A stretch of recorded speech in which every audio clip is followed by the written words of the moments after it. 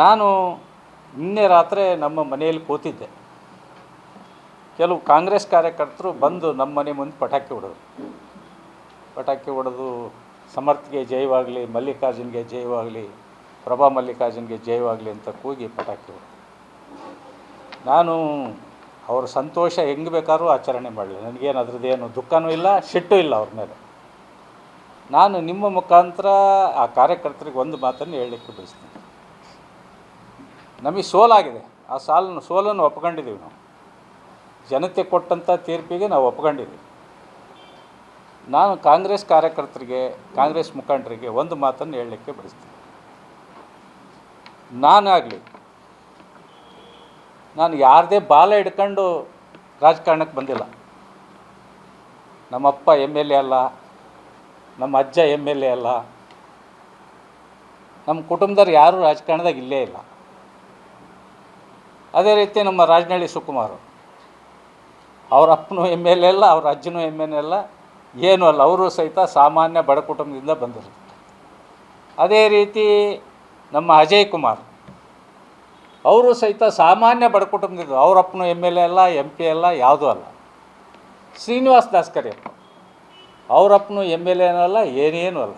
ನಾವೆಲ್ಲರೂ ಸಹಿತ ಸಾಮಾನ್ಯ ಬಡ ಕುಟುಂಬದಿಂದ ಬಂದವರು. ಪಕ್ಷದೊಳಗೆ ಪಕ್ಷ ಕೊಟ್ಟಂಥ ಕೆಲಸಗಳನ್ನು ನಿಷ್ಠೆಯಿಂದ ಮಾಡಿ ಈ ಲೆವೆಲ್ಲಿಗೆ ಬಂದಂಥವ್ರು. ಆಮೇಲೆ ನಮ್ಮಪ್ಪ ಯಾವುದೂ ಸಹಿತ ಸಂಸ್ಥೆನ ಹೊಡ್ಕೊಂಡಿಲ್ಲ.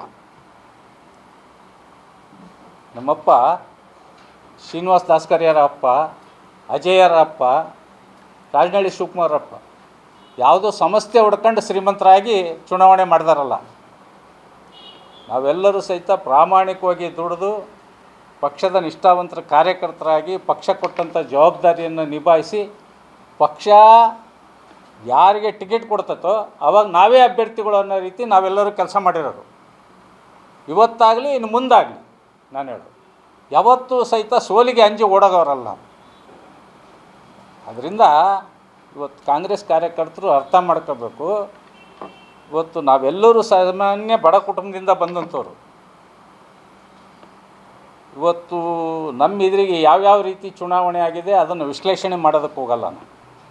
ನಾನು ನಿನ್ನೆ ರಾತ್ರಿ ನಮ್ಮ ಮನೆಯಲ್ಲಿ ಕೂತಿದ್ದೆ. ಕೆಲವು ಕಾಂಗ್ರೆಸ್ ಕಾರ್ಯಕರ್ತರು ಬಂದು ನಮ್ಮ ಮನೆ ಮುಂದೆ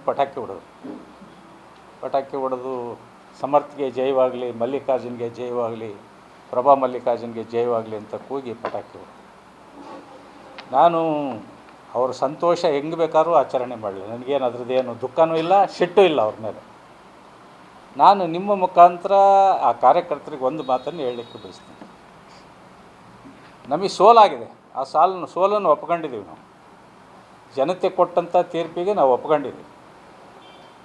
ನಾನು ಕಾಂಗ್ರೆಸ್ ಕಾರ್ಯಕರ್ತರಿಗೆ, ಕಾಂಗ್ರೆಸ್ ಮುಖಂಡರಿಗೆ ಒಂದು ಮಾತನ್ನು ಹೇಳಲಿಕ್ಕೆ ಬಯಸ್ತೀನಿ. ನಾನು ಯಾರದೇ ಬಾಲ ಹಿಡ್ಕೊಂಡು ರಾಜಕಾರಣಕ್ಕೆ ಬಂದಿಲ್ಲ. ನಮ್ಮಪ್ಪ MLA ಅಲ್ಲ, ನಮ್ಮ ಅಜ್ಜ MLA ಅಲ್ಲ, ನಮ್ಮ ಕುಟುಂಬದವ್ರು ಯಾರೂ ರಾಜಕಾರಣದಾಗ ಇಲ್ಲೇ ಇಲ್ಲ. ಅದೇ ರೀತಿ ನಮ್ಮ ರಾಜನಹಳ್ಳಿ ಸುಕುಮಾರ್, ಅವ್ರ ಅಪ್ಪನೂ MLA ಅಲ್ಲ, ಅವ್ರ ಅಜ್ಜನೂ MLA ಅಲ್ಲ, ಏನೂ ಅಲ್ಲ, ಅವರು ಸಹಿತ ಸಾಮಾನ್ಯ ಬಡ ಕುಟುಂಬದಿಂದ ಬಂದರು. ಅದೇ ರೀತಿ ನಮ್ಮ ಅಜಯ್ ಕುಮಾರ್, ಅವರು ಸಹಿತ ಸಾಮಾನ್ಯ ಬಡ ಕುಟುಂಬದಿಂದ, ಅವ್ರ ಅಪ್ಪನೂ MLA ಅಲ್ಲ,